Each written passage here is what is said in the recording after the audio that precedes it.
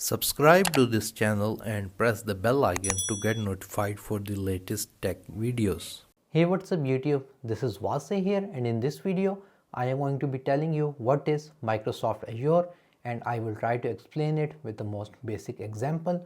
So if you're just a complete beginner, then you're watching the correct video. If you have just started your career as a software engineer or someone in IT, then you have most probably heard of Microsoft Azure, or you're going to hear about it because this is one of the leading cloud computing platforms which provide different services. So if you want to deploy your application on the cloud, then your options are Azure, Amazon AWS or Google Cloud. In this video, we're going to stick with Azure.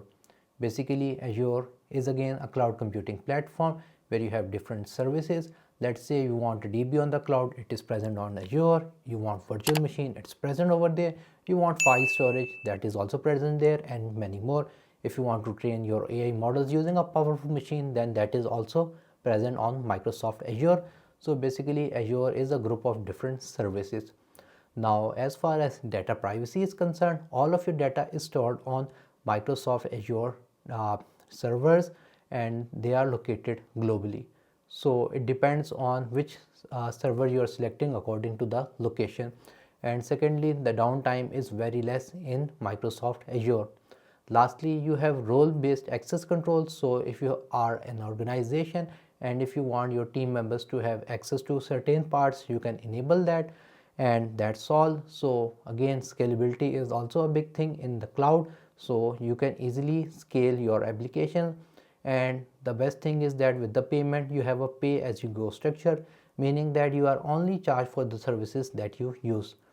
Let me show you a simple web application example to better know the importance of Azure. Here, let's suppose that we want to develop and deploy a web application. So in order to deploy a web application, the first thing that you would do is to actually have the code in some kind of repo. So first of all, you're going to need a repo to store all your code. Secondly, the web application may have some files for its processing, etc. So you're going to need some files or some kind of storage where you can store all your files securely. The third thing is we are going to need a DB because some people can access our website using login, so a DB is also necessary. So these are the things that are required for a simple web application. And now let's say that the developer has developed it and tested on his own machine. Now the next step is to test the web application on some dev environment. Basically, that is the environment that is outside the developer's own machine. So let's suppose we have a dev environment right here. So for the testing purposes, we are going to need a dev environment. Basically, it can be any Linux based machine or any other machine besides the developer's own machine. And the repo code, the file and the DB, all of these are connected to the dev machine.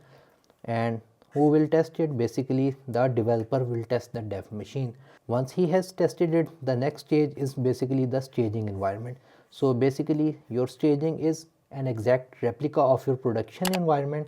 And let's suppose this is our staging environment, and our tester is going to test the web application on the staging environment.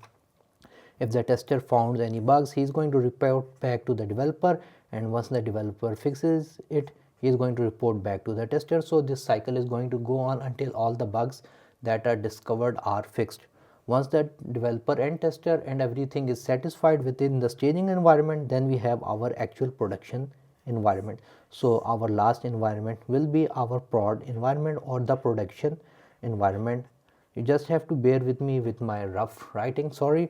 And the production environment is actually accessible by the public because our end users are going to use it.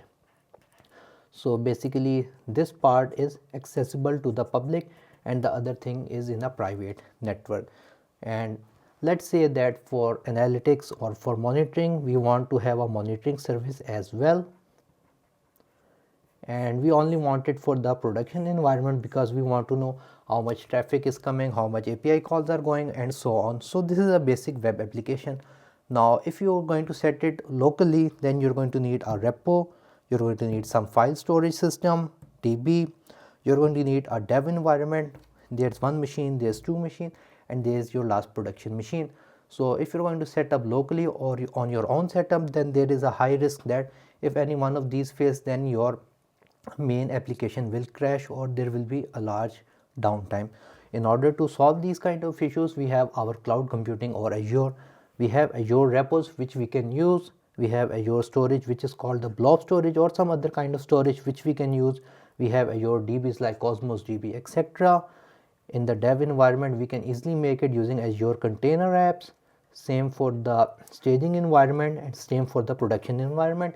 For the production environment, we can assign it more power so that it can easily have the public use it without any issues. And lastly, for monitoring, we also have Azure monitoring available. So basically all of these things can be done on the cloud within a single group, and we can basically call this as a resource group which Azure calls. So all of your resources are within one umbrella, and this whole umbrella is under Azure cloud. So in this way you can see that how cloud makes it pretty much simple. We are only charged for the repo, the files and the DB we are using, the dev environment, the staging environment containers, the production environments container, and the monitoring service which is only connected to the production environment. It will not be charged for these two environments. So in this way we can have everything on the cloud. All of this is secured within Azure servers. Data privacy is maintained. We have less downtime, and all of our public users can access the specific part, and only the devs can access the dev environment, testers can test the staging environment, and these roles can be changed. So this is why Azure or the Azure environment is important. If you found this video useful and informative, make sure to like this video. If you have any other questions, write them in the comment section below. And if you want me to make a video regarding Azure resource groups, do tell me. Thank you for watching, and as always, stay safe.